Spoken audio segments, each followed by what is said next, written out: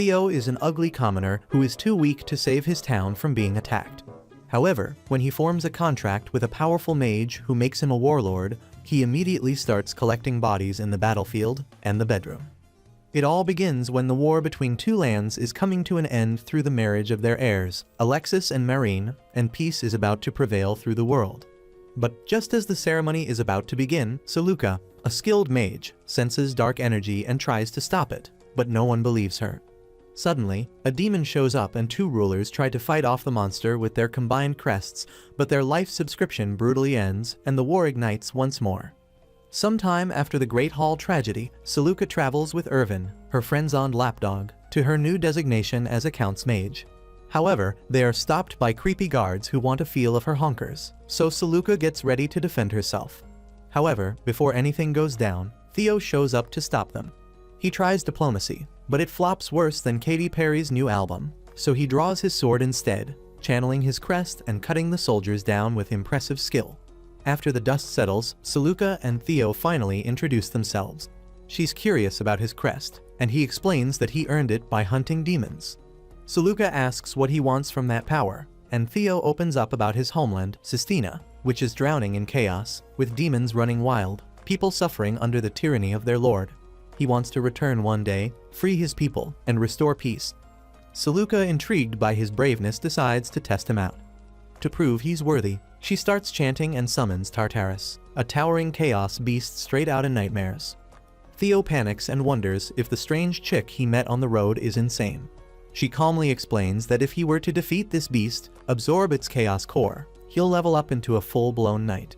Strong enough to make mage contracts, Theo contemplates his life choices and then reluctantly gives in, telling her that he would haunt her if he got bodied, making Saluka smile. The fight begins, and the two-headed mutt charges. Theo struggles at first, pushed to his limit by the beast's raw strength, but he holds his ground. After some cuts, dodges, and almost getting trampled, Theo finally pierces the creature's heart. The beast dissolves, and Theo collects the chaos core. His crest surges with power, and he's now officially a knight.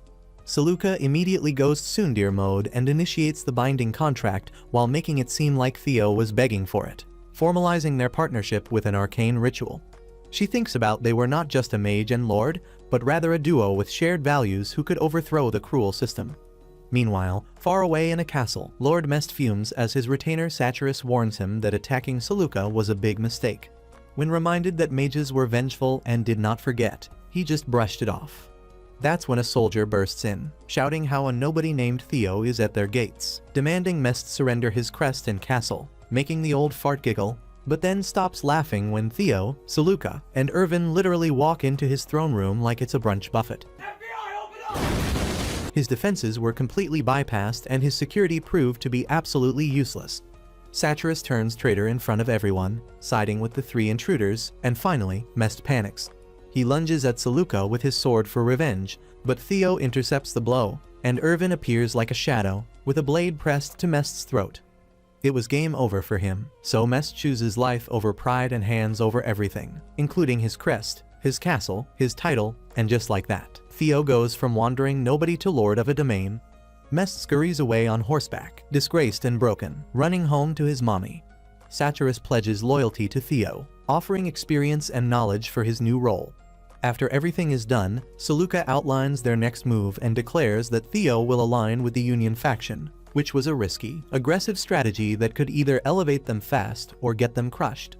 Theo accepts the ball buster's words, because even if he doesn't live to see Sistina's freedom, he was willing to sacrifice his life trying. News of the loser knight with the tiny crest quickly spreads, and Lord David from a neighboring town gets word from his lackey Morno that Theo's been busy. Not only had the small fry clutched Lord Mest's crest and crib, but also joined the Union like some overachieving scout. Instead of panicking, David grins like a man ready to pick a fight for fun. He wants to flatten Theo and make an example, even if it means stepping on the toes of other local lords. Meanwhile, Theo's new castle is filled with what every ruler dreads more than dragons, which is paperwork.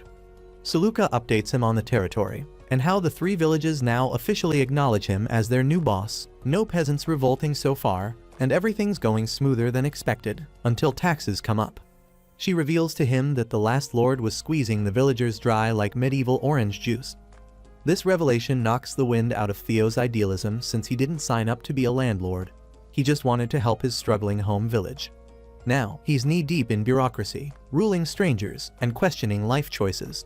Saluka, ever the buzzkill with a handful of brain cells, calls him out. She says that leaving his home village might seem like abandonment, but it's the only way he'll get strong enough to help it in the future. Growth doesn't happen in the comfort zone, and neither does kingdom building. Theo gets clocked and eats the bitter truth, and moves on. Saluka warns him, if he wants to succeed, he can't be a saint. Leadership means getting your hands dirty. And if he insists on being a goody two-shoes, she's not sticking around to watch the train wreck. Later, Saluka and Irvin have a private war room session about how Theo's shiny new domain was likely to attract enemies like flies to fresh bread. They need to guess who'll strike first. Irvin, who's been out sniffing for intel like a bloodhound in a trench coat, says it's definitely David. The guy has mercenaries, a money pipeline, and big villain energy.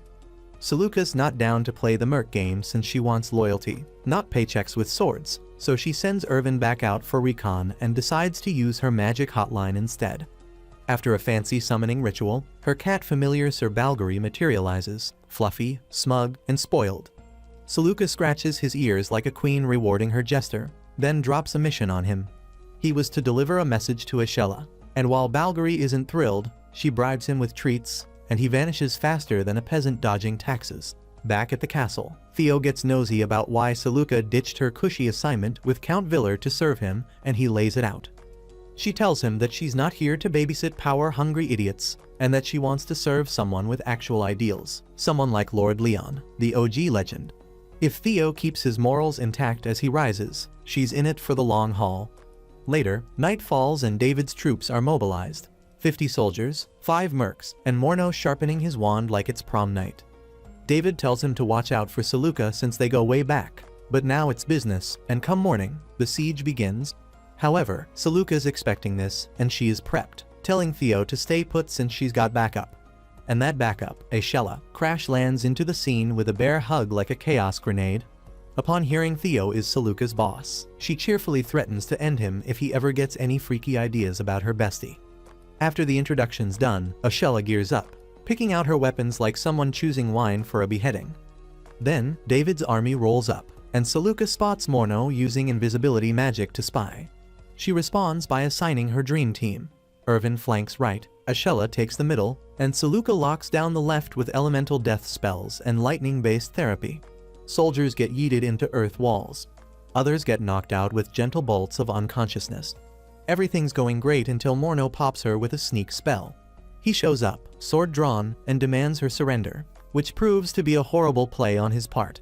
She blocks his attacks with abjuration spells like a magical bouncer at an exclusive club. Ashella, meanwhile, is doing freaky Ashella things. She chases down the enemy leader, Petter, pins him in place, and attempts to smooch him into submission. What? Petter panics and goes full martyr mode, trying to take her out with him, asking the soldiers to pierce through the two of them, but they get bodied and it fails miserably. He runs off traumatized with Ashella getting soggy in her panties over the twink. Meanwhile, Irvin, precise as ever, slices through his flank. David sends in Gluck, a brute with skin hard as steel, and Irvin tries stabbing him, but when he realizes it's useless, flings a knife straight into Gluck's eye. One eye open when I'm sleeping. Nearby, Saluka and Morno are still locked in their wizard battle when Theo shows up, insisting on fighting himself for his people, and goes full night mode. The two of them duel with their swords until Theo eats one scratch, but returns it with a solid slash to Morno's cheek, ending the fight. Irvin nearly clashes with David, until Theo drags Morno into view like a prized Pokémon and declares checkmate. David, seeing no way out, surrenders. That night, David officially pledges allegiance. He bends the knee, offers his crest, and joins Team Theo. As the crest is absorbed, Theo's title jumps from knight to baron. More power, more problems, but for now, he's winning and chilling. Later, an unexpected delegation arrives at Theo's castle, led by the airhead Priscilla of the Farnese house and her associates from the Order of the Crest. Their mission was to offer their service under Theo's expanding rule. While the gesture implies strategic allegiance, their controversial reputation precedes them. Rumors swirl about the Order confiscating crests from defeated lords, weaponizing religious authority under the guise of divine mission. Seluka voices her distrust sharply, making her reservations clear, but Theo, ever the simp, accepts them, willing to take risks for the strength they might add to his ranks. The castle hosts a celebratory banquet that evening. Conversation buzzes with news of victory and alliance. David gushes with pride about the swift fall of resisting lords, while his twink Morno highlights the political win of gaining Lord Neiman's support. Their consolidation of power has secured all of Western Sevis under Theo's name, and David boldly suggests that kingship may lie ahead. Seluka quickly corrects him. Theo isn't seeking a crown, but rather the loser's goal is to strengthen the union from within by gaining territory under its banner. To do so, a facade is needed. She announces that Theo will temporarily join the alliance to manipulate perceptions and orchestrate favorable conditions. It's a calculated deception with potential long-term payoff, albeit at the cost of damaging his current standing among Union loyalists. Even Theo wasn't aware of this detail until now, showcasing how Seluka's tactical foresight often involves leaving the himbo out of the decision-making process. Seluka then grants Theo a surname to formalize his new noble status, Cornero. The name belongs to a hero of Sistina who once unified the island and pushed back the forces of chaos before betrayal by the Rossini family cut his life short. Accepting the name aligns Theo with that unfinished legacy and openly signals his intent to challenge the Rossini's dominion. Attention shifts to the official recognition of Theo's holdings. Seluka assigns Morno the mission of negotiating with Viscount Naville, the King of Sevis. His role is to secure acknowledgement of Theo's independence without triggering further conflict. In the meantime, Satyrus brings encouraging words from the King of Clovis, who agrees to accept Theo's autonomy on the condition of non-aggression toward Clovis territory. Despite the promising tone, trouble brews. Satyrus spills the piping hot tea that Theo is merely Seluka's puppet, which was a dangerous narrative that could undermine his legitimacy. Before Seluka can address the implications and defend herself, Irvin appears with urgent news that a chaos hazard has broken out nearby. They rush to the town, where supernatural corruption has already wreaked havoc.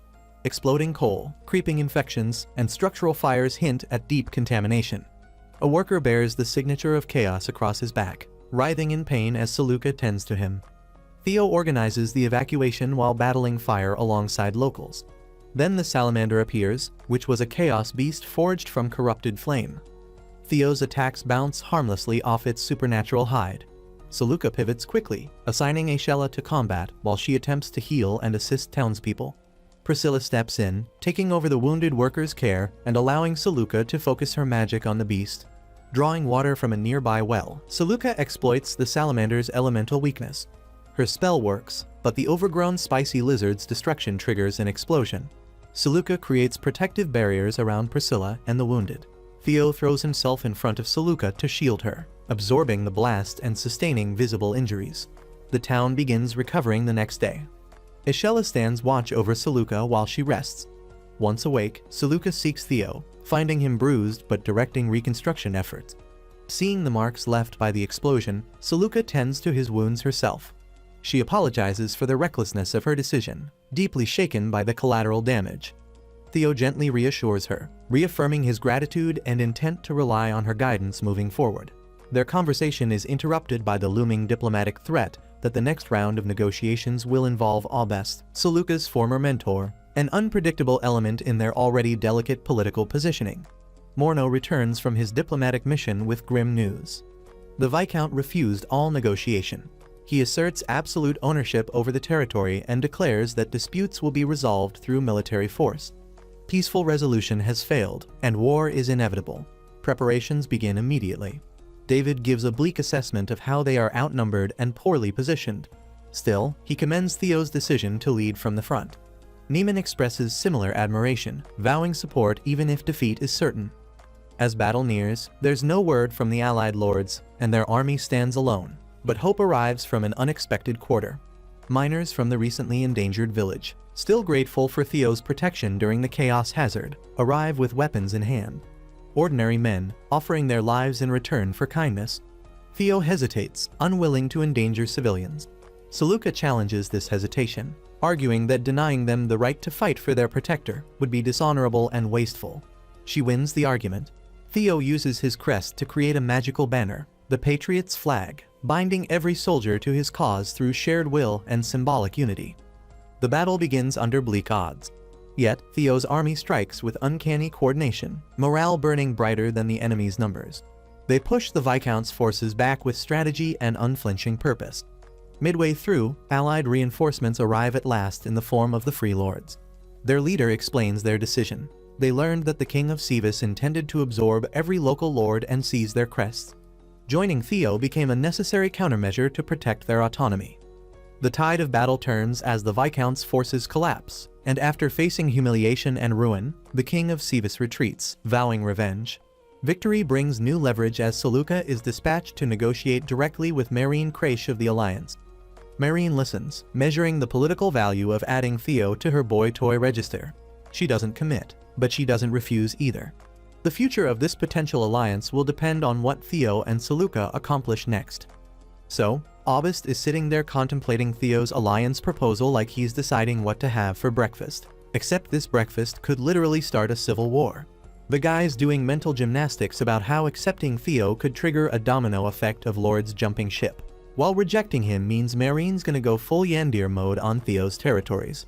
But the kicker was that when someone straight up asks Aubust if he'd attack his own adopted daughter, the stone-cold daddy goes into a monologue about how family bonds are for peasants, and confirms he'd absolutely wreck Saluka if politics demanded it.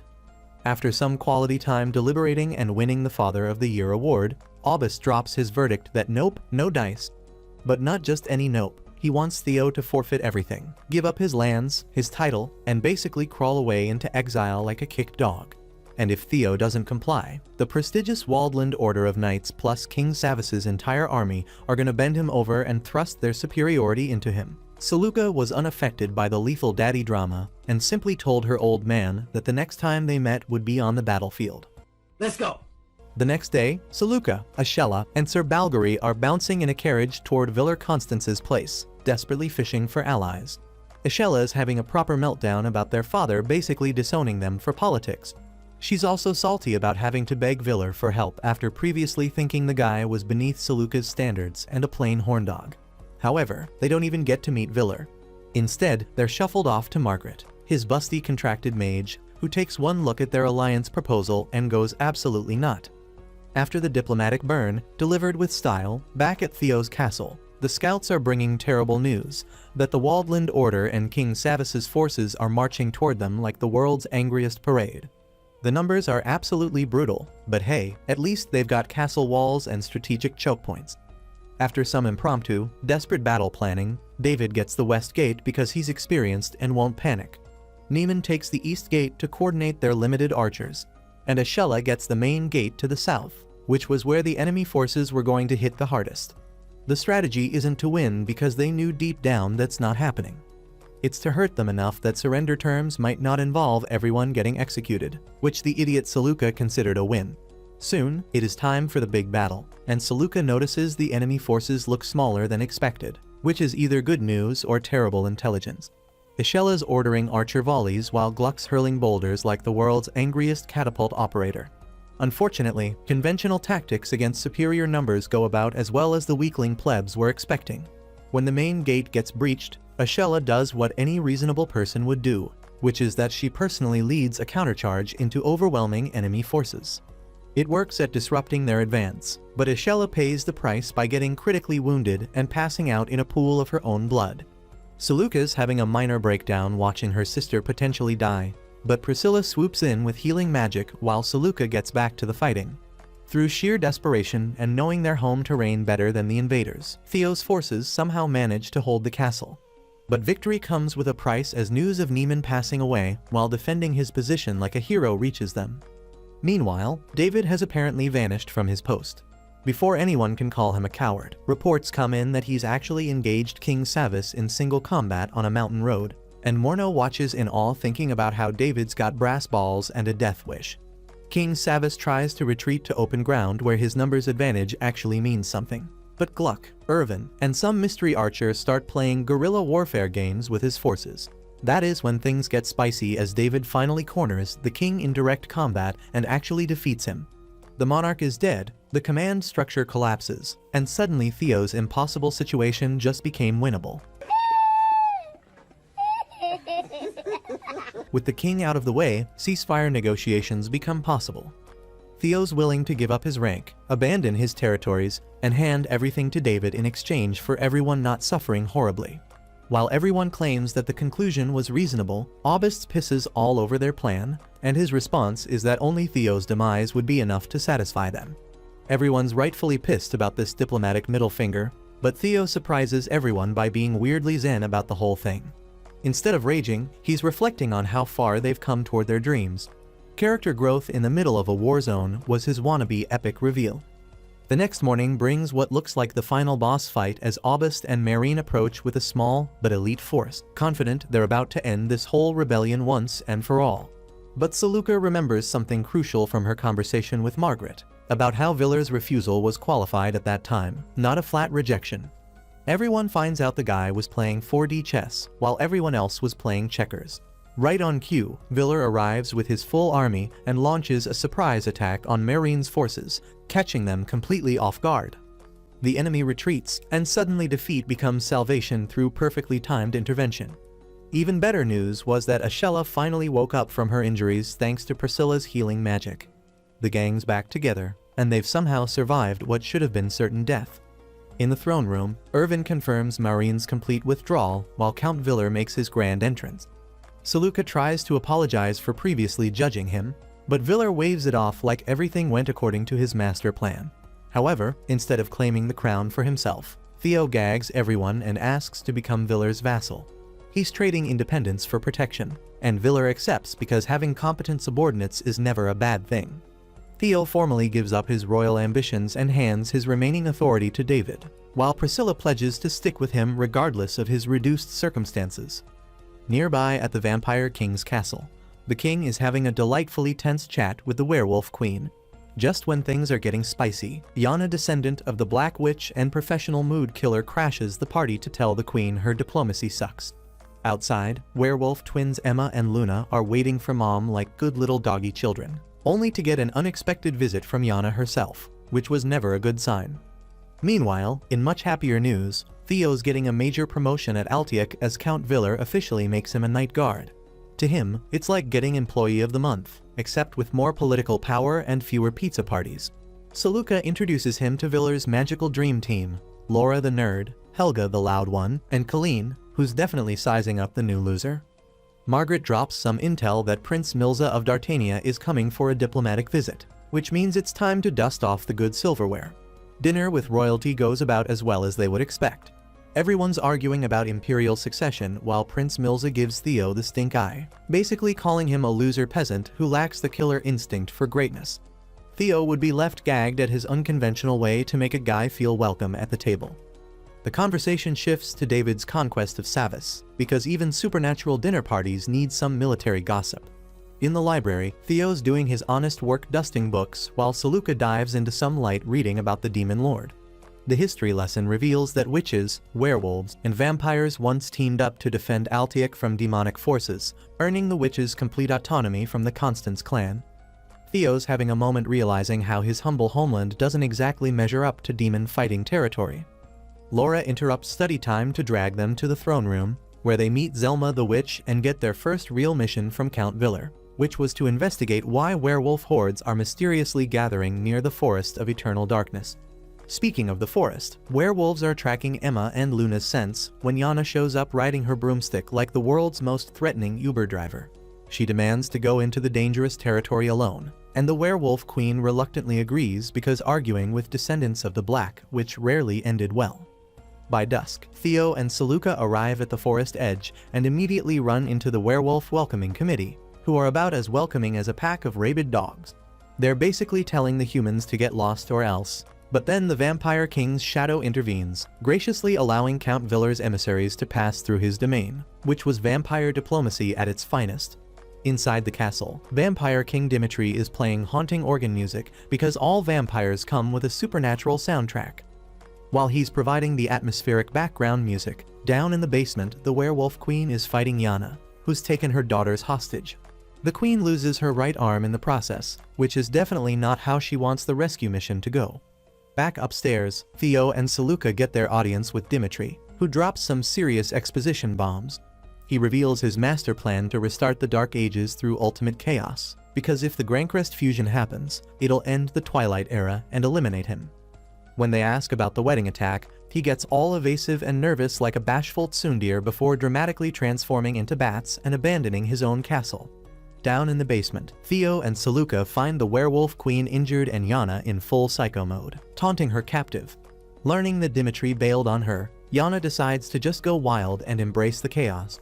She attacks with her enchanted broomstick, but Theo and Saluka manage to deflect her supernatural tantrum. The queen transforms into her wolf form to rescue her daughters, showing that maternal instincts transcend species. Yana sends stone gargoyles after the escaping family, but Mama Wolf decapitates both with her claws because nobody messes with her cubs. Using her last bit of strength, she claws Yana's leg, but takes a fatal magic blast in return. The twins Emma and Luna embrace their dying mother as Clara, the werewolf queen, passes away in a genuinely heartbreaking fashion. The last thing she asked of Theo and Saluka was to safely escort her kids out of the forest. Outside the forest, they hold a proper funeral for Clara, with her clan honoring her sacrifice. The new clan head thanks Theo and Saluka for their efforts, because even in supernatural politics, gratitude matters. Back at Altiat Castle, the political aftermath brings some interesting developments. The entire werewolf clan has pledged allegiance to Theo, significantly boosting his supernatural street cred. Yana managed to escape despite everyone's best efforts, and the werewolf twins Emma and Luna have become Theo's new maids, bringing a touch of supernatural domestic help to his household while they process their grief. Count Viller gets an invite to some fancy Union Lords meeting in Jalusia that's apparently super important politically. Despite initially acting like he's too cool for school, Viller eventually decides to show up to this political sausage fest. Meanwhile, Margaret tells Count Viller that her 25th birthday was coming up. Elsewhere in the castle, Laura shows off her magical skills to Saluka in what's basically a private flex session, demonstrating spells that prove she's got some actual talent. Margaret randomly walks in and immediately bounces without saying a word, leaving everyone wondering if she forgot her lines or just remembered she left the oven on. Saluka, being the perceptive little schemer she is, totally gets whatever cryptic message Margaret was trying to send through her awkward exit. She hunts down Viller in his room to chat about the situation, where he dumps the responsibility of planning Margaret's birthday bash on her shoulders. He also decides that both Saluka and Theo should tag along to the Union Lord meeting, explaining that Federico Rossini will be there and told her that the guy needs more careful handling than a nuclear warhead. On Margaret's birthday night, the party kicks off with all the elegance and political backstabbing that was to be expected from medieval nobility. Margaret approaches Saluka with a heartfelt request to take care of Viller while she's gone, basically asking a young mage to babysit a grown man. The evening's main event happens when Margaret and Count Viller share this supposedly enchanting dance that has everyone mesmerized, though it's just because medieval entertainment standards are pretty low. Stop it. Get some help. Watching this amazing display of ballroom skills, Theo gets inspired and literally drags Saluka onto the dance floor against her will, creating an awkward moment that's about as smooth as sandpaper. After their train wreck of a dance ends, Prince Milza swaggers over with his usual arrogance and throws an insult at Theo that's meant to crush his spirit. However, Theo's brain works in mysterious ways, and he somehow takes the insult as a compliment, which clearly pisses off Prince Milza. The prince, now openly showing his distaste for Theo, challenges him to step outside for a formal duel, because conflict resolution through violence is still the preferred method here. Prince Milza wins the fight and uses his victory to lecture Theo about his lack of ambition, claiming he has no business dreaming about lordship when he can barely handle a sword. Theo fires back that he's got clear goals and acknowledges that plenty of people will become stepping stones on his path to success. He also points out that Prince Milza seems more interested in oppressing people through brute force than actual leadership. These comments set Prince Milza's temper ablaze, making him declare that he wants to serve whoever wields the legendary Grancrest, suggesting that Count Viller might be that chosen one. Saluka approaches Theo after this intense confrontation, mentioning how anxious the whole situation makes her, and he agrees because even dense losers can occasionally read a room. Emotional, damn it! Their conversation gets all philosophical as they acknowledge that Theo's ultimate goal will definitely result in a pile of bodies along the way. However, Saluka tries to make him feel better by noting his empathetic nature, and his frustrating magical ability to make people want to follow him despite his questionable decision-making skills. When Theo directly asks if she'll stick with him on this potentially murderous journey, Saluka says yes without hesitation, proving her loyalty is either admirable or concerning. After the party wraps up and everyone goes home, Margaret and Viller have a private heart-to-heart in the Count's quarters, discussing both business and personal matters. Margaret officially puts Saluka in charge of political affairs while designating Laura to handle magical responsibilities, in essence letting IDOTS run the government while the adults are away. Their chat takes a deep turn as Count Viller opens up about his traumatic childhood, sharing details about his parents' messed-up relationship and how his mother abused him while claiming it was to protect him from his father's even worse treatment. This revelation makes Margaret cry as she finally understands what screwed up the man she serves. Overwhelmed by this emotional dump, Margaret confesses her love for the Count, who clearly feels the same way but can't fully commit due to his personal baggage that happens to come with a lifetime warranty. The next day brings everyone back to serious political business as Count Viller holds a strategy meeting with Theo, Saluka, David, Morno, and other allied lords. The meeting focuses on prepping for the upcoming Union Lord Assembly and discusses how David's army will systematically crush the territories of Clovis, Forbes, and Ismaya through good old-fashioned brute conquest. As their master plan starts rolling out, some unnamed Forbes lords decide to join the Union, switching sides faster than a weather vane in a tornado. Once the intelligence network provides info about where the remaining Forbes lords are hiding, tactical assignments get handed out among the allies. The group decides that Theo will handle capturing Baron Radovan, whose resistance apparently requires some diplomatic finesse mixed with military pressure. Prince Milza volunteers for the more dangerous job of dealing with Baron Brannies, who's holed up in a fortified castle with his remaining loyal forces like some medieval doomsday prepper. The prince arrives at the castle with his usual confidence and immediately takes control of the situation through decisive action. With the efficiency of a vintage pest exterminator, he eliminates all the lords who chose to resist the Union's authority, demonstrating the ruthless effectiveness that defines his approach to political problems and cementing his reputation as someone who solves disagreements with extreme prejudice. Theo rolls up to the bustling port city run by Lord Ladvan, a strategic location that's apparently crucial for all the political drama going down. He thinks back to him and Saluka planning ahead like the tactical nerds they are, with Saluka predicting that this particular lord would never surrender even if someone held a sword to his love sausage. She had suggested challenging him outside the city to avoid turning civilians into collateral damage, proving to Theo that she's got both brains and a conscience. Lord Ladvan meets Theo outside his government building and announces he's siding with the Factory Alliance. Because of this political commitment, he refuses to negotiate with Theo and declares they'll only settle this through good old-fashioned violence because talking is for weaklings.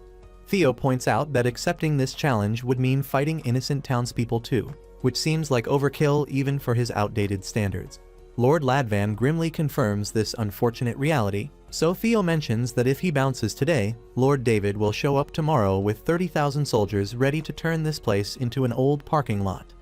The townspeople get visibly freaked out by this news, finally understanding their lord's stubborn pride might get them all annihilated. Theo then offers a compromise where Lord Ladvan and his soldiers face Theo's men directly, sparing the civilians and letting the lord go out in a blaze of glory instead of a blaze of childish stupidity.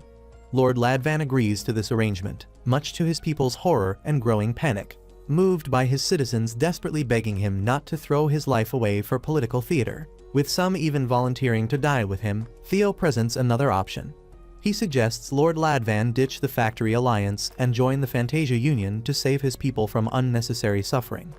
After weighing his options and probably realizing that bodied lords can't protect anyone, Lord Ladvan agrees to switch sides. He points out that Theo won't get any military glory from this peaceful resolution. However, Theo claims he doesn't care about such superficial achievements and is genuinely glad everything got resolved without turning the port into a medieval war simulator. Deeply moved by Theo's selfless attitude and surprising lack of testosterone-driven decision-making, Lord Ladvan pledges his complete loyalty to Theo. However, Theo can't accept this formal offer since he's still Lord Viller's knight, but he graciously accepts Ladvan's friendship instead, creating the most polite rejection in feudal history. Meanwhile, David scores a major victory by defeating the King of Forbes, and this achievement gets reported to Lord Viller by Laura through their medieval intelligence network that somehow works better than modern Wi-Fi. Viller notes with satisfaction that both Theo and David's successes will crush enemy morale and boost their cause. With growing confidence, Viller announces to his soldiers that the path to Jalucia is now wide open for their advance. At the imposing Waldland Castle, Margrave Marine gets comprehensive updates about the rapidly changing military situation from her trusted mage Aubust, who provides detailed intelligence about recent developments and desperately wishes he had better news to report. Later, at the prestigious Union Lord Party, Count Viller, Laura, Theo, and Saluka attend this gathering of political significance, representing their interests among the assembled nobility. Count Clut Gallas, a longtime friend of Lord Viller, warmly greets him, and they discuss Viller's recent impressive achievements against his cousin in their ongoing family rivalry that makes Thanksgiving dinner look peaceful. After Lord Clut makes an audacious proclamation expressing his defiant stance against Marine's growing power, they're approached by the influential Marquis Dawson. Lord Dawson confronts Viller about previous matters he'd tried to consult him on, but Lord Viller brushes off these concerns with the diplomatic equivalent of leaving someone on read. Soon afterward, Margrave Alexis Dew arrives and approaches Lord Viller with cordial familiarity. The two leaders greet each other warmly, and Lord Alexis meets Saluka, sincerely thanking her for saving his cheeks during the chaotic wedding massacre. He then turns to Theo, expressing genuine admiration for the young knight's accomplishments and wanting to arrange a private one-on-one conversation later. As the elaborate party continues with political discussions and social maneuvering, Lord Viller introduces both Theo and Saluka to the powerful Lord Federico Rossini. This formal meeting leads to an unexpected brief altercation about Theo's surname and lineage, creating tension that hints at deeper family drama than a soap opera marathon. Late that night, after the party wraps up and most guests have departed, Lord Alexis keeps his word and visits Theo at his temporary residence for a private meeting that includes Saluka. Their in-depth discussion covers various important topics, including Theo's recent achievements, the tragic wedding ceremony that got violently crashed harder than a teenager's first car, the cancelled marriage between Marine and Alexis, and broader matters concerning the ongoing war of unification. When their productive meeting concludes and they prepare to see Alexis off, the group gets suddenly attacked by dangerous Omerta assassins who were secretly sent by Federico like the world's deadliest surprise party. Once the violent encounter with the skilled assassins is settled through combat and Alexis is safely seen off, Saluka makes an astute observation about the political ramifications. She notes that this assassination attempt will have serious consequences, likely resulting in the powerful Rossini family being expelled from the Union due to their leader's treacherous actions, making future family gatherings more awkward than a bumpy divorce proceeding.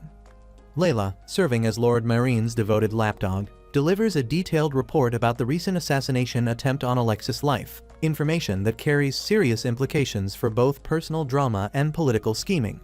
Following this briefing, Marine appears emotionally wrecked in her private chambers, still wearing her elaborate wedding dress like some wannabe Miss Havisham, while mourning the reality that she can't marry Alexis due to the catastrophic Great Hall tragedy that destroyed their planned union. Lord Viller gets comprehensive intel from Theo and Saluka about Federico Rossini's orchestrated assassination attempt and confirmation that Marine is still thirsty as hell for Alexis despite their forced separation. Viller then provides context about how the two lovebirds originally met, transitioning into an extended flashback that reveals the foundation of their relationship. During a carriage ride through the city with her retainers, driven by loyal Irvin, Marine encounters Alexis, who's standing around staring at the pavement like it holds the secrets of the universe. Upon seeing the beautiful Marine, Alexis immediately declares his love for her, though she dismisses his proclamation as just another cheesy pickup line from a freaky nobleman with no riz. This fateful meeting prompts Alexis to start sending numerous heartfelt love letters, all of which Marine refuses to read until Layla eventually persuades her to give them a chance.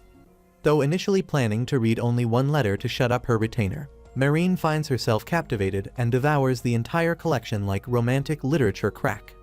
The final letter mentions a special gift, and the next morning, Marine discovers a magnificent rose display adorning her courtyard, demonstrating Alexis' romantic dedication and surprisingly decent landscaping skills. Not bad, not bad. Wanting to thank Alexis personally, Marine learns he frequently attends social gatherings hosted by local nobility and decides to crash one herself. At the party, an altercation erupts between Marine and some young lord, prompting Alexis to intervene heroically, though he gets his behind knocked out during the confrontation like a medieval white knight. In a private recovery room, Alexis awakens to find Marine has remained at his bedside throughout his recuperation. Their subsequent conversation reveals mutual awareness of each other's noble backgrounds and family histories. When Alexis again confesses his feelings with genuine sincerity, Marine maintains her rejection despite growing affection, keeping her emotional walls up higher than her castle battlements. During what should have been a trip to Lord Darcy's manor, Marine instead finds herself at a location where children perform a beautiful song under Alexis conducting. This elaborate scheme was orchestrated by Layla, who could no longer bear witnessing her lord's emotional suffering that was more painful to watch than a public execution. After the performance concludes, Alexis pays each child a silver coin before engaging Marine in meaningful dialogue. Marine initially criticizes Alexis for his charitable generosity, questioning such acts, but he passionately defends his desire to help the less fortunate. His compelling argument finally breaks through Marine's defenses, melting her heart faster than armor in a forge, moving her to accept his marriage proposal. Returning to present events, Viller explains that while he typically opposes political marriages, he supported their union because it was founded on genuine love rather than strategic calculation. The critical Union Lords meeting convenes with Count Viller's recent actions becoming the central discussion topic. Marquis Dawson vehemently expresses disapproval of Viller's military initiatives, arguing they eliminate any possibility for peaceful negotiations between the warring factions. Viller defends his position by having Theo present detailed explanations of their strategic reasoning to the assembled lords, basically using his protege as a human shield in political combat. Meanwhile, Marine finally understands why her repeated requests for alliance with Lord Parvel of Stark have gone unanswered. A messenger from Stark reveals that before accepting any partnership, she must demonstrate her capabilities as an effective military leader through decisive action, sternly telling her to prove she's not just another pretty face with a crown. Following Theo's speech, Viller argues that previous battles occurred only because the Alliance started the savagery first, forcing Theo to respond defensively. Dawson reluctantly accepts this reasoning, but maintains concern about damaged relationships with Waldland. Viller counters that Waldland previously rejected Theo's membership offer, just giving him the historical equivalent of being left on read. This revelation prompts Dawson to argue that Viller should have refused Theo's request, a sentiment echoed by other lords present. Viller boldly declares his commitment to helping any Union member, particularly those under attack, while noting that neutral Bredland faces imminent siege by Sea King Eric. Dawson agrees about thwarting Eric, with Viller emphasizing the Union must genuinely consider all territorial interests, like some ancient real estate broker. Since the majority supports declaring war against the Alliance, Lord Alexis expresses agreement with this decision.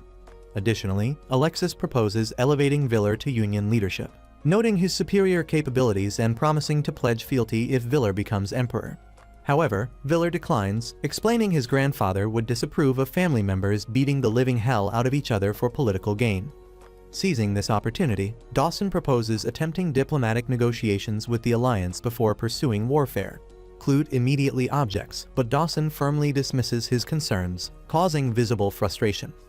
A formal vote results in unanimous agreement to attempt alliance negotiations, creating the kind of compromise that satisfies absolutely no one and pleases everyone equally. Aubust promptly informs Marine of these political developments, and she immediately orders military preparations for invading Stark, recognizing this as her opportunity to prove she's got bigger nuts than most of the wimpy male lords. This invasion will serve as the crucial prelude leading directly to Altiac's invasion, establishing the foundation for future conflicts that will reshape the entire regional political landscape. Pavel Murado shows up at Count Viller's estate, desperately begging for military aid against the invading Waldland forces that are about to steamroll his territory. The Lord's plea carries genuine urgency as his domain faces imminent conquest. Milza and Saluka both advise Viller to approve the request, believing it strategically smart to support an ally against their common enemies. However, Viller firmly declines the appeal, leaving Pavel hanging like dirty laundry. Viller's refusal stems from political calculations rather than military concerns. Having recently ditched the Fantasia Union, he can't afford to piss off Alexis by appearing to act against the Alliance's interests. His position requires delicate maneuvering to maintain credibility with both factions while keeping his own cheeks covered. With diplomatic formality, Viller officially denies Pavel's request and suggests he might be better served by submitting to his cousin Marine's authority. Pavel leaves the meeting frustrated and bitter, his hopes for salvation crushed harder than his military prospects. The following day finds Theo and Saluka riding through the countryside on horseback, discussing preparations for the inevitable conflict ahead. Their conversation touches on strategic considerations and the challenges awaiting them as tensions escalate across the continent. Their journey takes them past a village that once fell under vampire Dimitri's dominion, its abandoned streets serving as a reminder of past conflicts and the price of backing the wrong undead horse. Continuing toward the Poltava border, Theo announces his intention to proceed in that direction, though his reasoning remains as clear as mud to Saluka. Their path winds through dense forest terrain, where towering trees create a natural canopy overhead. When heavy rain begins to fall, they seek shelter in a makeshift cave formed within the hollow of a massive tree trunk. The improvised refuge provides adequate protection from the downpour while they wait for the weather to clear, like an ancient camping trip gone freaky. During their enforced rest, conversation turns to more personal matters as they reflect on their shared experiences. Theo speaks of his earlier days as a solitary wanderer, moving from place to place without clear purpose until fate brought him together with Saluka. The mage recalls her own journey from the academy to their first meeting, acknowledging how their partnership has shaped both their destinies. The intimate setting and honest conversation in their cozy tree hideout leads to a moment of emotional vulnerability as they both acknowledge their deepening feelings for one another, culminating in a tender embrace that finally seals the deal on their palpable romantic tension. Finally! Meanwhile, the military situation goes to hell rapidly as Waldland forces engage Pavel's army in decisive battle. Milza joins the conflict against the Waldland troops, bringing his considerable martial skills to bear against the invaders. Despite his efforts, the tactical situation remains precarious as enemy forces demonstrate superior coordination and the kind of numbers that make one question his life choices. That evening, Marine convenes a strategic meeting with her military advisors to analyze the developing situation and plan their next moves. Aubust presents an unconventional but potentially effective strategy that could turn the tide in their favor. His plan involves exploiting the natural phenomenon known as the Rotten Sea, a region where concentrated miasma creates hazardous conditions for anyone lacking proper protection, which were a lot of words for medieval chemical warfare. The Waldland forces implement Aubust's strategy with ruthless efficiency, using both naturally occurring miasma and artificially enhanced concentrations to create a toxic battlefield environment. Enemy soldiers quickly succumb to the debilitating effects of the poisonous atmosphere, leaving them vulnerable to attack while unable to mount effective resistance. The plan works like a deadly charm, delivering exactly the advantage Marine's forces needed to secure victory without breaking a sweat. With the Stark forces severely weakened by miasma exposure, Marine's army advances to complete their conquest. Pavel's remaining troops offer little resistance as they struggle with the lingering effects of toxic exposure, allowing the Waldland forces to achieve total victory with minimal casualties. Pavel himself gets captured along with his surviving retainers, marking the end of his brief and pathetic resistance against Marine's expansion. As Marine returns to her command tent to consolidate her victory, she instructs Layla and Cammy to arrange a meeting with Milza. The two servants efficiently carry out their mistress's orders, approaching the warrior lord with Marine's invitation to discuss potential alliance. Milza agrees to the audience, recognizing the strategic importance of the moment as military and political alignments shift faster than loyalties in a packed room of hoes. During their subsequent meeting, Milza expresses his willingness to join Marine's cause, citing his growing disillusionment with Villar's leadership. He believes the Count lacks the necessary resolve and vision to achieve continental unification, making Marine a more promising leader to support. However, Milza attaches a personal condition to his military alliance, demanding some freaky one-on-one time with Marine for bedroom gymnastics as part of their political package deal. Marine accepts Milza's terms without hesitation, demonstrating her pragmatic approach to securing powerful allies even when it means mixing business with pleasure. She signals Layla and Cammy to prepare for the arranged encounter, showing no reluctance despite the implications of the agreement. Milza's expression reveals his satisfaction with the arrangement as he anticipates the consummation of their political and very personal alliance. Marine secures Milza's loyalty through both political necessity and what can only be described as strategic thought behavior, marking a significant shift in the balance of power. Her willingness to pay any price for victory demonstrates she'll literally do anything to win, while Milza's betrayal of Villar proves he's about as loyal as a horned-up guy with commitment issues. This development fundamentally screws over the strategic landscape as former allies become enemies faster than a reality TV show finale. New partnerships form through calculated lust and freaky time rather than genuine affection or basic human decency, because apparently medieval politics runs on the same principles as a sketchy dating app. The whole situation emphasizes the harsh realities of political maneuvering where personal desires become bargaining chips in larger games of power and conquest. Meereen's weaponized her huge assets to secure military alliances, which is either brilliant strategy or a new low in diplomatic relations, depending on the perspective her subjects gaslight themselves into seeing. Obis delivers significant news to Meereen about a major shift in their strategic position. Mills's father has kicked the bucket, meaning the warrior lord now fully inherits control of Dartania and its considerable military resources.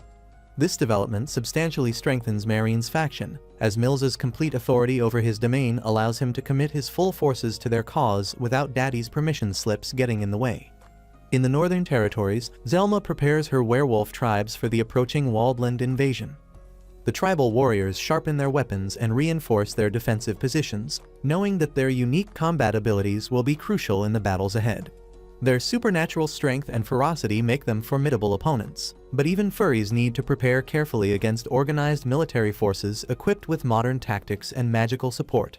Count Viller convenes an urgent war council with his allied lords and key subjects to address the escalating threat posed by his cousin's expanding forces.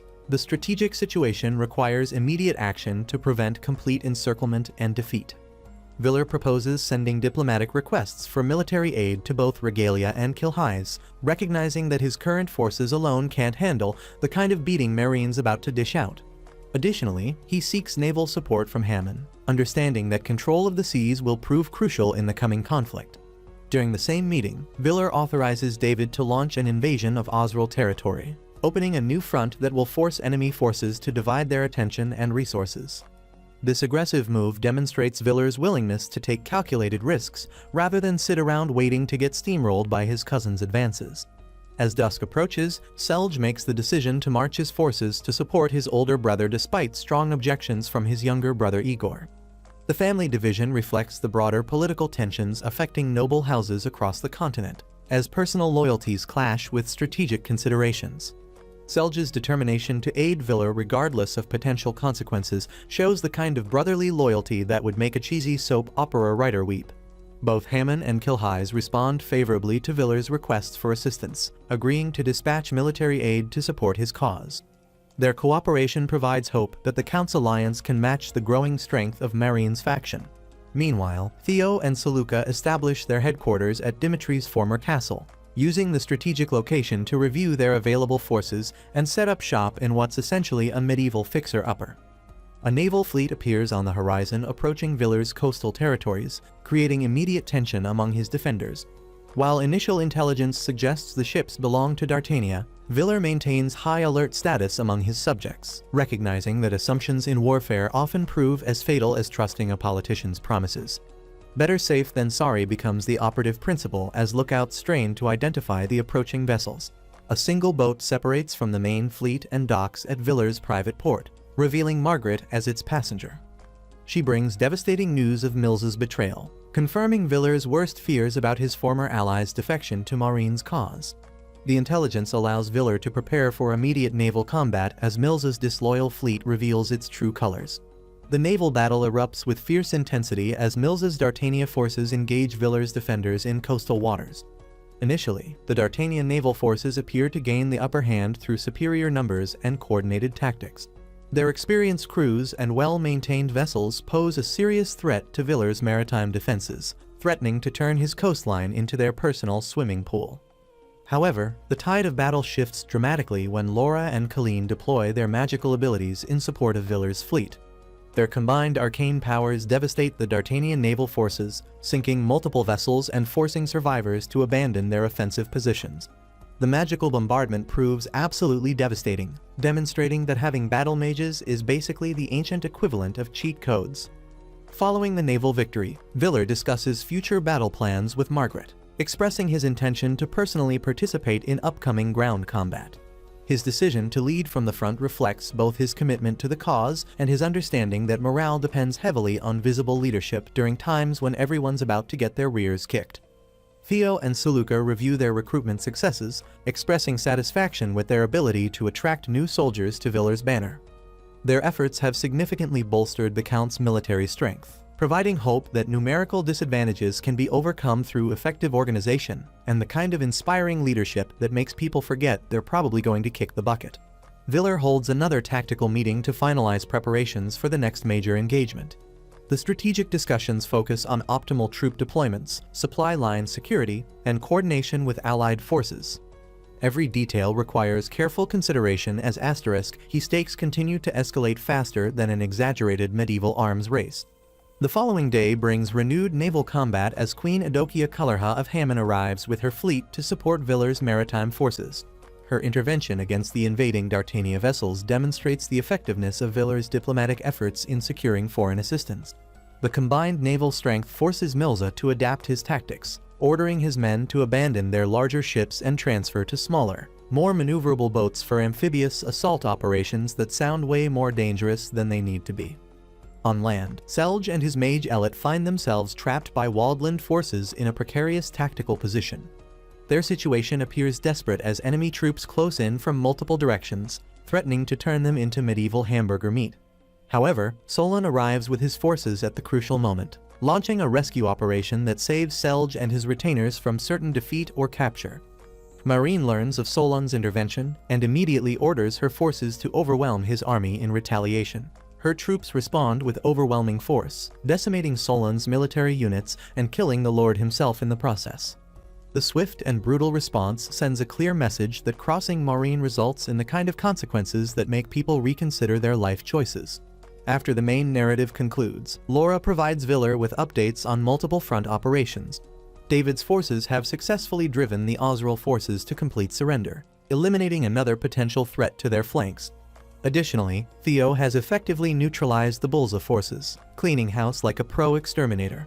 With these victories secured, Viller authorizes both David and Theo to launch attacks against surrounding enemy territories.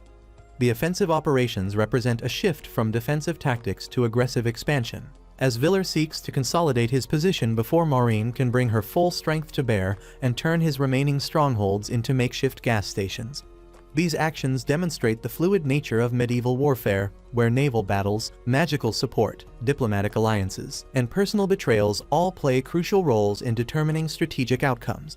Each victory and defeat reshapes the political landscape as noble houses rise and fall based on their ability to adapt to rapidly changing circumstances that make the Elan and Trump Online feud look stable by comparison.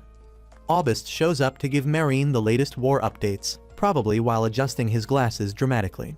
Mills's Dartania crew finally linked up with the main Waldland army, creating one massive death ball that would make any RTS player jealous.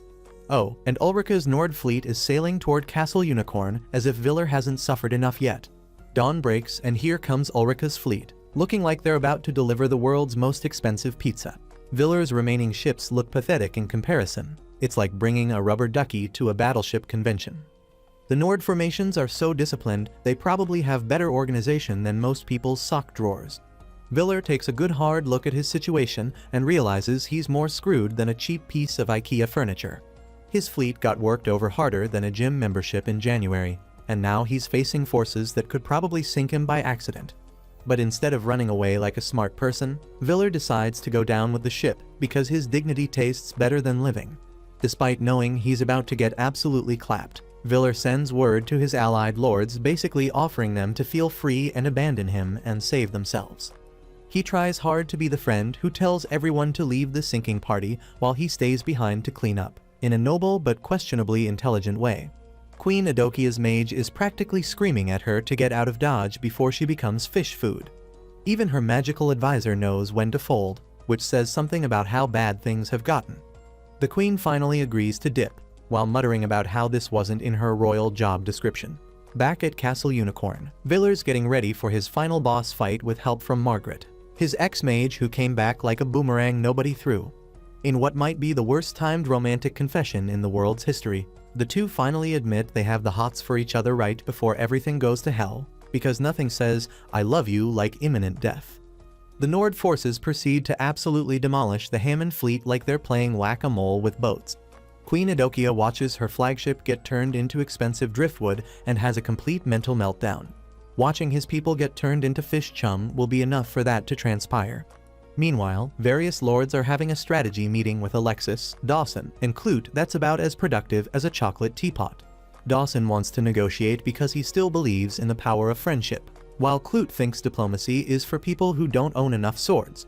These guys couldn't even agree on pizza toppings, let alone war strategy. Alexis suggests they surrender to maybe save Villar's life, which gets shot down faster than a paper airplane in a hurricane. Clute decides he'd rather invade the north because, according to him, the solution to getting one's rear kicked is to go kick someone else's rear. The final battle kicks off at Castle Unicorn with Villar and Margaret taking their positions like the world's most doomed power couple. Inside the castle, Ulrika finds Colleen and proceeds to delete her from existence. Because nobody told her this wasn't a fair fight, Margaret decides to go out in a blaze of glory, literally burning herself to ash while casting some epic magic to hold back the enemy. Her body disintegrates like she's been Thanos snapped, but at the least, she manages to buy Villar a few more minutes to contemplate his life choices.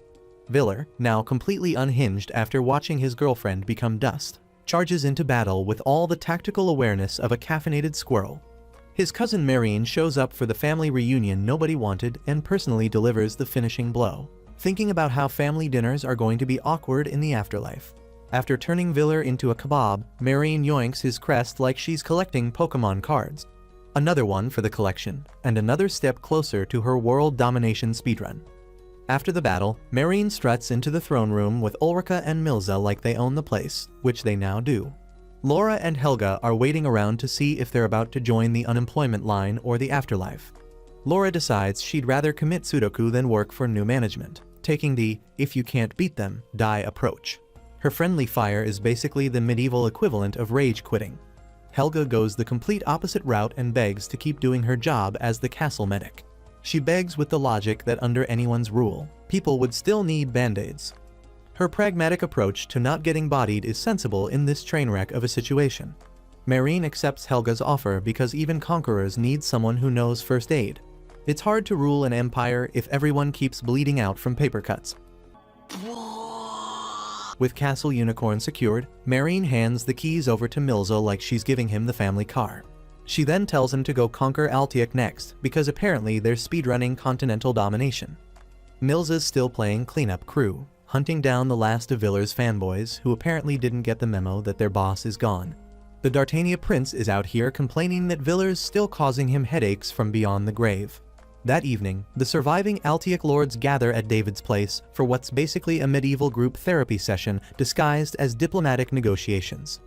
After probably way too much wine and arguing, they finally sign the Altiek Treaty, which is their fancy way of saying, "Let's not die alone." Queen Adokia pops the million-dollar question of who's going to be the boss of this disaster. Someone suggests Selge should take charge since his brother Villar just got deleted. Selge nopes out faster than someone avoiding their college debt, saying he's too busy trying to get his own stuff back to babysit everyone else's problems. Instead, he nominates David, thinking about how it'd rather be him than himself. David also pulls the thanks but no thanks card and throws Theo's name into the ring like he's playing hot potato with responsibility. The other lords look at this suggestion about as enthusiastically as someone being offered expired milk. They clearly think David's more qualified, which is painfully true since Theo's resume mostly consists of him lucking out and having a really good mage.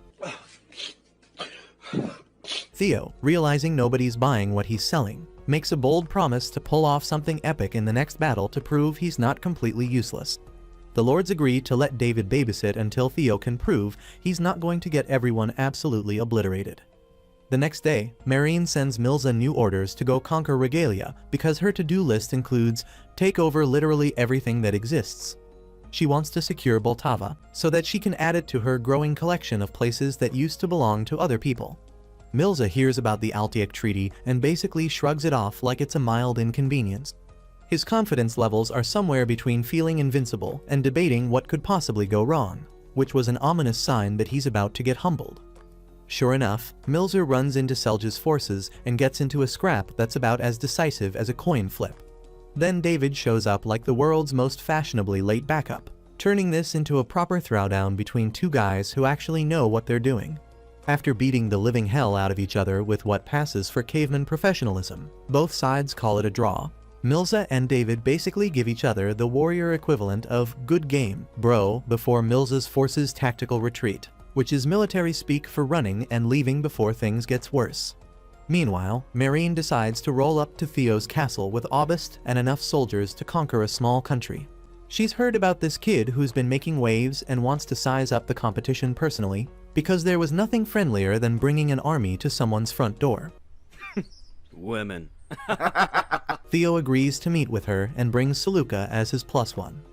The meeting starts with Saluka having an emotional father-daughter reunion with Aubust, which is sweet until they remember they're technically on opposite sides of a war. Theo and Marine sit down for a political debate.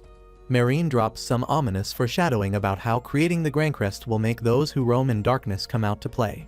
She's basically saying that if someone unites the continent, the final boss might spawn, which is either deep wisdom or really good trash talk.